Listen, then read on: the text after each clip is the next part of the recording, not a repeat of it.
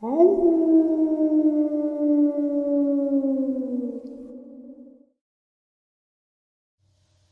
and salutations, everyone. I hope everyone is still doing well, and welcome to today's bonus upload. This bonus gets us a little closer to Saturday Nightmares, live from upstate New York. That is our live stream, 12 a.m. Eastern Standard Time. I do hope to see you all there. We have a lot of fun sharing experiences and theories. It is unlike any other live stream on YouTube in the cryptid and paranormal research community. With that, let's jump into some quick links. As many of you know, I rely on Patreon, PayPal, channel membership, and the merch to help the channel to continue to grow and go. Links to Patreon, PayPal, and channel membership is in the description below. Merch displayed directly under the video. Also, Dogman Frightening Encounters, Volume 1 through 3, the audiobook versions. They were written and researched by Tom Lyons, narrated and produced by me, Jeff Nadolny. Those audiobooks are available on Audible, Amazon, and iTunes, links to which are also in the description as well. And finally, last but definitely not least, if you'd really like to help support the channel to continue to grow and go, simply subscribe. It does not cost a cent. Click the like button, takes half a second. If you don't want to miss out on any of the informative uploads that I put out daily, click the bell icon, and folks, please leave a comment and share the video. Why? Well, because all of these things really do help the channel to continue to grow and go. They definitely do matter, and they are appreciated. And with that, I have taken far too much of your time. Let's jump into today's bonus, shall we? When orcs were real, the ancient struggle for Homo sapiens to rule the earth. Every human culture has believed in the existence of other beings, monstrous humanoids, sapient but inhuman. They have gone by different names: boogeyman, bugbear, cyclops, giant, jotun, ogre, Ani troll, yeti, dogman, and more. But they are always feared, lurkers in the shadows, threats to the clan, tribe, or hearth. Dungeons and Dragons didn't create these monsters, and despite ongoing controversies, they don't represent anything modern. Humanity's legendary heroes have been fighting these monsters since time immemorial. The real question is why? Why does every civilization have similar myths? Why does every culture have legends of monstrous humanoids? And why are they always depicted as fearsome and dangerous? Because the legends were real. Dogmen, Bigfoot, and whatever are real. That is at least an argument offered by Danny Van Drimeny in his book, Them and Us, How Neanderthal Predation Created Modern Humans.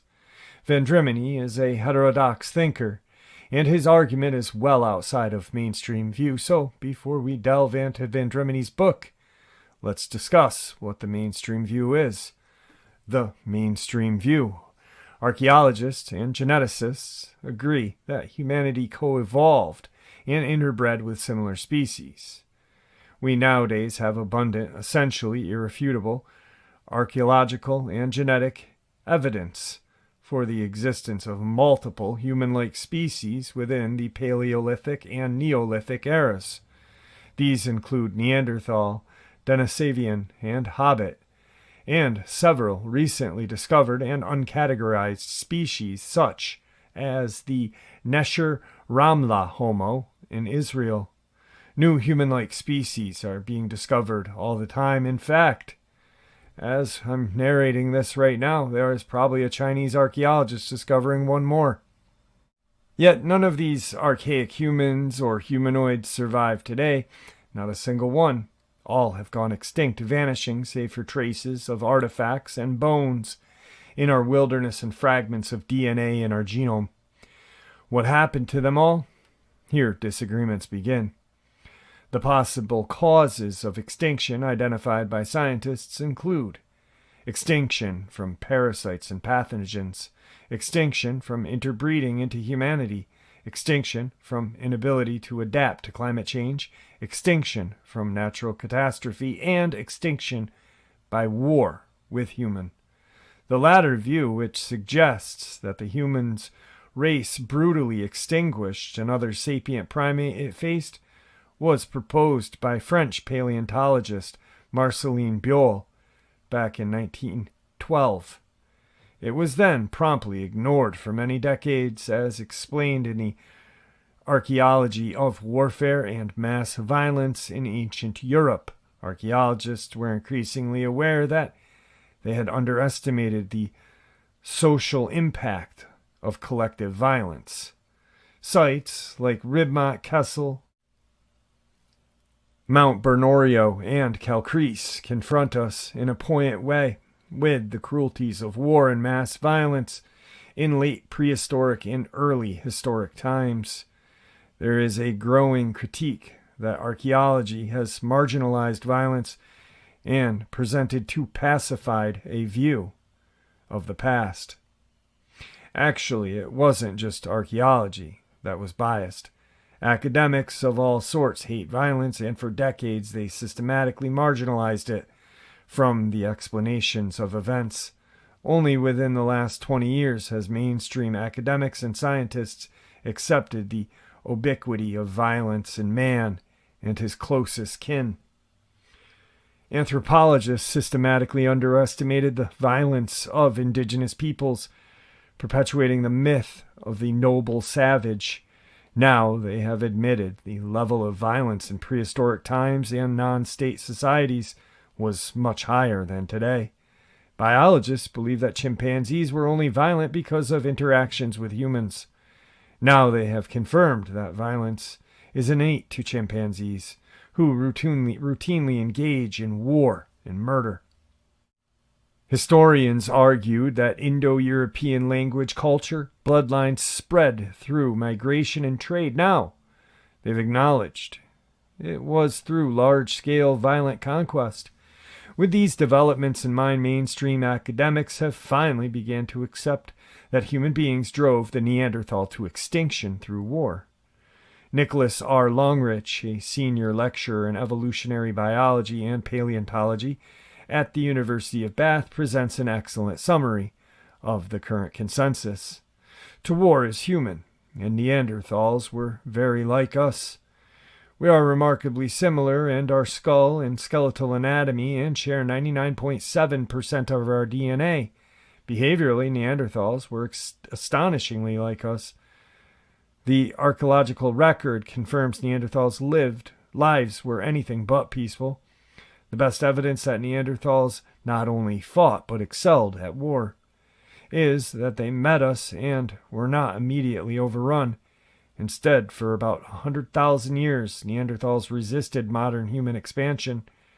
For thousands of years, we must have tested their fighters. And for thousands of years, we kept losing. Finally, the stalemate broke, and the tide shifted. We don't know why.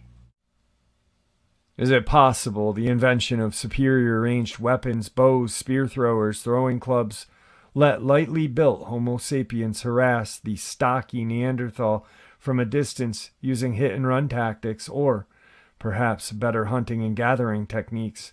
Let sapiens feed bigger tribes, creating numerically superior in battle. Ultimately, we won, but this wasn't because they were less inclined to fight. In the end, we likely just became better at war than they were. The mainstream view then is that Neanderthals were behaviorally and physically much like humans, made war much like humans, and were eventually defeated by superior technology and numbers, much as Europeans defeated indigenous peoples throughout history by superior technology and numbers. In other words, we killed off Fred Flintstone. The heterodox way. Let us now consider Danny Van Drumeny's view. Van Drumeny agrees with the mainstream that Neanderthals were driven to eventual extinction by way of war with Homo sapiens. Where he parts his ways with the mainstream is in his assessment of what Neanderthals were like. Van Drumeny shows that Neanderthals were apex predators. Analysis of isotopes of bone collage has shown that Neanderthal diet was 97% meat. They're estimated to have eaten 4.1 pounds of fresh meat per day. Ample evidence exists to show that they used stone-tipped wooden spears to hunt. From the bones littered in their caves, we know Neanderthals hunted woolly mammoth, giant cave bear, woolly rhinos, bison, wolves, and even cave lions, the most dangerous and lethal animals on Earth. Neanderthals were cannibals. A number of Neanderthal sites reveal bone that have been cut and cracked open to extract marrow. While this hypothesis was initially rejected, a recent find in El Cedron in Spain revealed numerous Neanderthal skeletons with the unmistakable marks of butchery by cannibals wielding hand axe, knives, and scrapers. Neanderthals had more robust bones and heavier musculature than human Homo sapiens. They weighed 25% more. They were so heavily muscled that their skeletons had to develop extra thick bones. One of the most characteristic features of the Neanderthal is the exaggerated massiveness of their trunk and limb bone. All of the preserved bones suggest a strength seldom attained by modern human. And right here is where Van Drimeny really unleashes some very interesting theory backed by science. So please listen to this part very, very carefully. Quoting paleoanthropologist Eric Trinkus, a healthy Neanderthal male could lift an average NFL linebacker over his head, throw him through the goalposts. Neanderthals also evolved extremely thick skulls, postcranial hyperrobustity, that protected them from close-quarter confrontation with prey. They all had kyphosis, with hunched backs that gave them a distinct profile and gait. Neanderthal teeth was twice as large as human teeth. According to 2008 anthropologist research, their mouths could open much wider than human mouths, enabling them to take extremely large bites. Judging by the size of their jaw, they had tremendous bite force. Neanderthals evolved in the Ice Age Europe and had specific adaptations to that climate. They had shorter limbs, larger noses, compact torsos. Most importantly, they were covered in thick fur. Since no Neanderthal cadaver survives, this point cannot be proven. But Van Drimeny points out that every primate except Homo sapiens is covered with fur, and that every cold-adapted mammal during the Ice Age had thick fur, including mammals that were hairless in Africa, such as the elephant and rhinoceros. There is no reason to believe Neanderthals were hairless except for our desire for them to look like us. The only way Neanderthals could have survived in the Ice Age without fur was if they made thick protective clothes. Archaeologist Mark White points out, Neanderthal clothing would have needed to be more than ragged loincloth of popular depiction. Some form of tailoring would be required, but Neanderthal sites have yielded no evidence of needlecraft technology.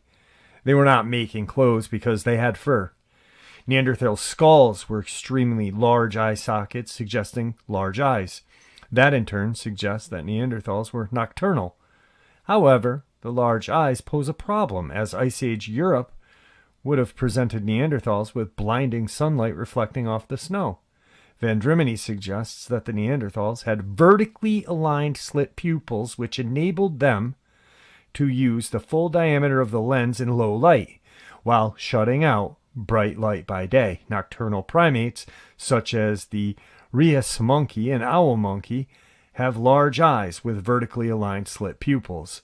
Van Drimeny suggests Neanderthals also had a tapetum lucidum, like a cat, that made their eyes shine in the dark, and had a dark sclerilla like other primates. Neanderthals had a distinct facial prognathism that featured large, broad noses. Van Drimeny argues that this suggests a Neanderthal snout, with a dog-like nose designed for scent hunting. This was useful during nocturnal raids. Neanderthals did not speak human language, he quotes a September 2008 talk presented to the American Association of Physical Anthropologists. Their large nasal cavity would have decreased the intelligible of vowel-like sounds. And a combination of a long face, short neck, unequally proportioned vocal tract, and large nose made it highly unlikely that Neanderthals would have been unable to produce quantal speech. Neanderthals' tongues were also not shaped to speak clearly. Overall, the evidence suggests a creature that spoke with a deep timbre, with lots of guttural sounds. The Neanderthal that Vendramini describes is thus a terrifying creature, a hunched, cannibalistic predator with large, shiny eyes and an animalistic snout covered in thick fur, massive muscles, built for close combat, hunting by night, with brutish, guttural voice, and a large mouth with huge teeth and powerful jaws. It did not look like Fred Flintstone. That, my friends, is a dogman, or a bugbear, or an ogre, whatever it is. It's been apparently appearing in our minds and myths and legends for thousands of years. It's our great enemy. Now, you will learn why we fear the night. According to them and us, Neanderthal and human were predator and prey, and we were the prey. The Neanderthals came upon a hapless humans by night, slew our man, carried off our women.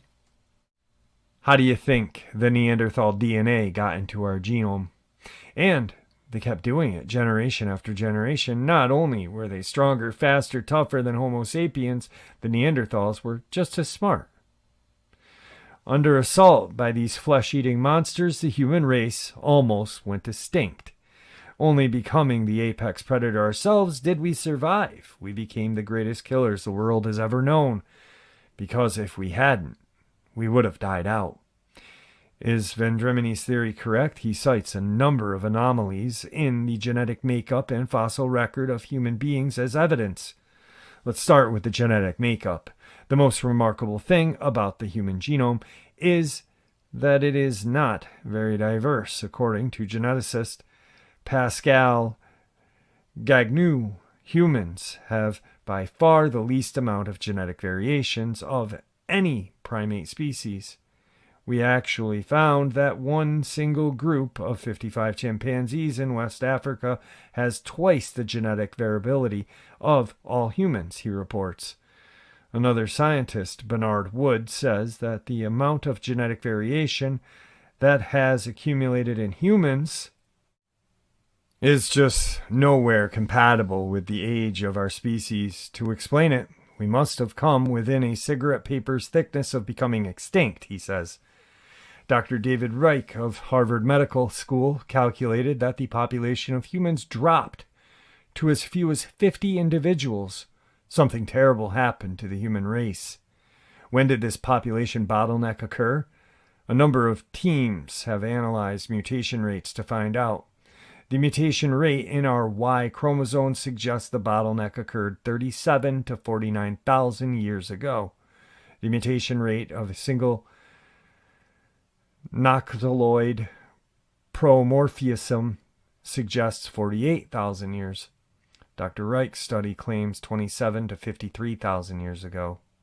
Now let's turn to the fossils, specifically the collection known as the Quasai skull fossils found in present-day Israel. The Quasai skull represent among the earliest known population of Homo sapiens. The fossils first appeared in the Levant region around 125,000 years ago. After tens of thousands of years occupying the Levant, the Quasai skull began to disappear from the fossil record around 80,000 years ago. For the next 30,000 years, that is, around 80 to 50,000 years ago, the fossils in the Levant region are mostly Neanderthal. After that, the Neanderthal fossil began to disappear from the Levant and Homo sapien fossils began to reappear. The apparent timeline of Neanderthal invasion matches the apparent timeline of our genetic bottleneck. Neanderthals invaded the Levant around 80,000 years ago and proceeded to drive the human race to the brink of doom. The Neanderthal is gone now, but we endured. While we live, he does too. For we still carry fragments of their DNA, and perhaps we carry the memory of our species' greatest foe in our myths, our legends, our Jungian collective unconsciousness, as Vendramini writes. If early Greek, Roman, Norse, and Chinese mythologies are anything to go by, the legends spun by early humans center around a heroic human, almost always a man, who was pitted against an ugly, evil, cruel monster with superhuman strength. This universal mythic monster is usually male, invariably wild, hairy, dangerous, and uncouth. Often it is half man, half animal, and tends to live in the dank forests or dark caves, or emerge from the underworld under the cover of darkness. The monster is usually kidnaps and ravishes innocent maidens, fair princesses, whom he drags back to his shadowy lair. It commonly feeds on human flesh, devours children, and stalks the night. That's all modern myths, or, myths of Greek, Roman, things that we think about when we're kids, the monsters that lurk in the woods. What an amazing friggin' essay this is. It just blew me away the second I read it, and I was like, whoa. 2 years ago I read this. Vendramini, the things that he says, and he really stands by his beliefs. The ones that just caught me off guard were how he pretty much described a Dogman. This one paragraph, and actually it's 2 paragraphs that really, to me, say, the Neanderthal that Vendramini describes is thus a terrifying creature, a hunched cannibalistic predator with large shining eyes, an animalistic snout covered by thick fur and massive muscles, built for close combat hunting by night, with a brutish, guttural voice, a huge mouth with huge teeth and powerful jaws. This universal mythic monster is usually male, invariably wild, hairy, dangerous, and uncouth. Often it's half man, half animal, and tends to live in dark, dank forests and caves. The second I read this mind-blowing essay article, I bought Vendramini's book physically, the audio, and on my Kindle, because this is the only scientific backed theory that really shows possibly who or what the Dogman is. Undeniably. It's a theory, but it's backed by science. And it's very, very creepy, scary, and mind-blowing. To me it is. I don't know about you, but to me, this really, really solidified things. So just something to think about. Kick around in your brain. All right, let's get into some pictures. So the first photo that we are going to look at, it appears that there is a coyote, and it looks too big to be a fox. In this black shadow behind it, you can see that it looks like it has ears. It's much bigger than the coyote, and it looks like it has shoulders, with a arm. I'm really not sure where this was taken. Possibly, to me, it looks like a trail cam. I'm not sure why we're not seeing eye shine from the creature, but it does not look to be imposed into the picture. So I'm not sure. It's interesting and it makes you think. So pretty cool photo. The next photo is a trail cam. You can see a deer quite evidently right there. And then you see two eye shine behind it. Looks primate to me. I'm not sure what's going on with it. It definitely is some sort of creature there. You can really look, if you really look at it. But there is a attachment. There was an attachment to the photo. This image was shared in 2018 by Western Hunting Company with the following information. This trail cam pic was captured by a member of our team in Michigan. Needless to say, he's been carrying a firearm since. Yeah, so very interesting photo. It does show, as we know, these creatures, Bigfoot, Dogman, are very intelligent, tactical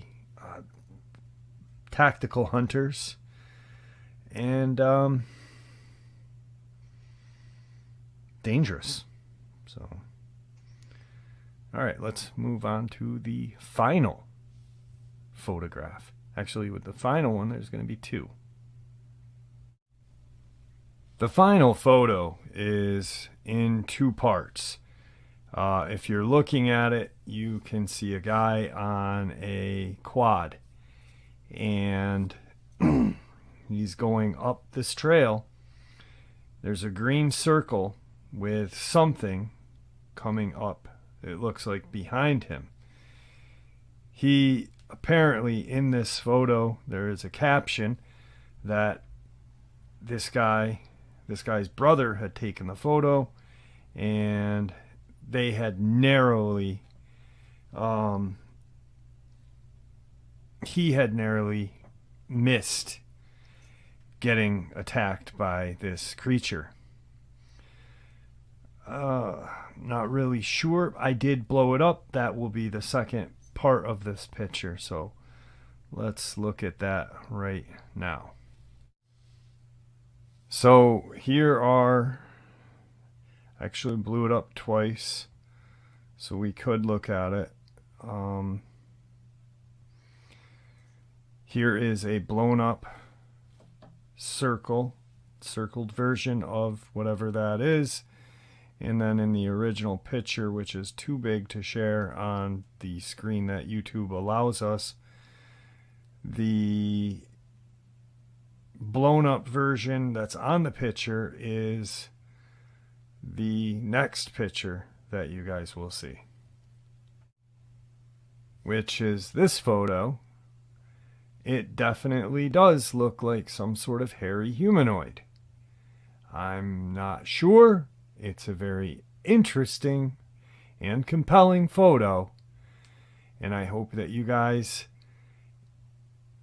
enjoy the breakdown of this photo, because to me it's pretty interesting. All three of these photos are interesting and compelling, possible evidence of these creatures' existence. And there you have it, folks. I do hope you all enjoyed this bonus as much as I enjoyed sharing it with you. I'd like to thank you all for supporting the channel. After all, it is your support that helps the channel to continue to grow and go, and what gives us all a place and a chance to share our experiences and theories judgment-free. Everyone is simply treated with the respect that we deserve. Please stay safe, happy, healthy, and ever vigilant, keeping an eye on our children, pets, family, and friends.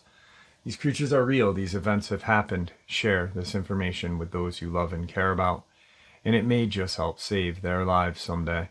Until next time, never stop asking questions, never stop searching for the truth, and God bless you all.